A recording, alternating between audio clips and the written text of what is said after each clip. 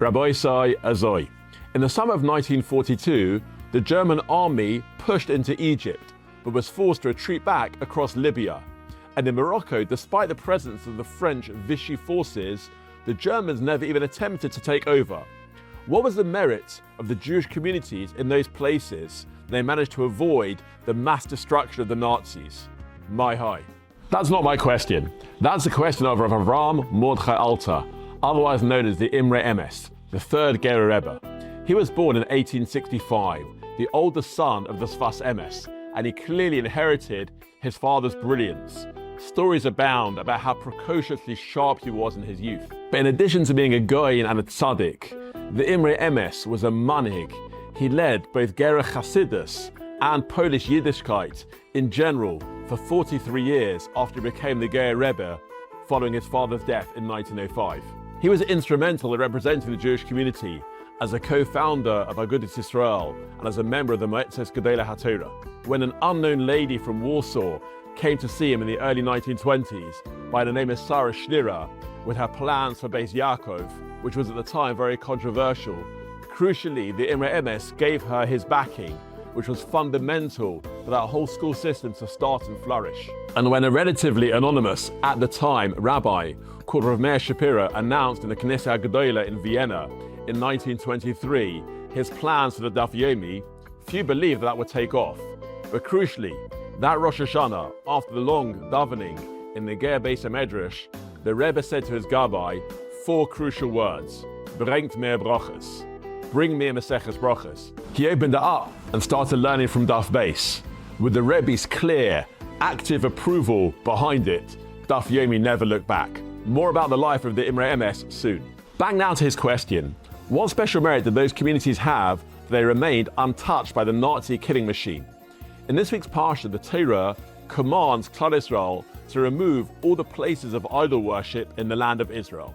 The pasuk concludes, "Do not do the same to the Lord your God."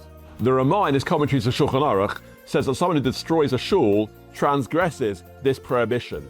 And the Mishnah Berurah adds, in the name of the Kolboy, that someone who speaks sichas chulin, idle chatter in shul, can also lead to its destruction. If this is true in the negative, then certainly the opposite in the positive. If someone is careful with the kedusha of the shul, how they treat it, that will have the power to fend off the forces of destruction. This explains the Imrei Emes was a special merit which kept these communities safe from the Nazis.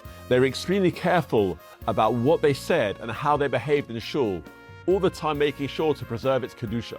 The gezerah against all Yidden at the time was terrible, but these communities had a special Zechus which stopped that decree from wiping them away. Of course, the Imrei Emes was not addressing why millions perished.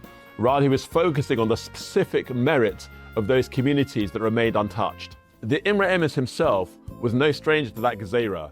Those millions who perished included his oldest son Meir, who was expected to succeed his father, but was murdered in Treblinka in 1942, along with his wife and his children. And tens of thousands of the Rebbe's flock, the Ger Hasidim, were also murdered in the Holocaust. The Imrei Emes himself made a miraculous escape.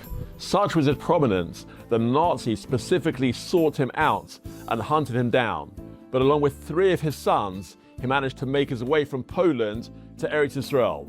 Each of those sons would in turn take over the leadership of the Chasidus, the Beis Yisrael, the Lev Simcha, and his Ben Zekunim, the Pnei Menachem. The Imrei Emes was very familiar with Eretz Yisrael, having visited many times in the 1920s and 1930s, even setting up the Sfas Emes Yeshiva in the Machne Yehuda neighborhood of Yerushalayim in 1925. On his visit to Hebron in 1927, he was pulled in by the Slobodka Bochrim to give shir in their yeshiva.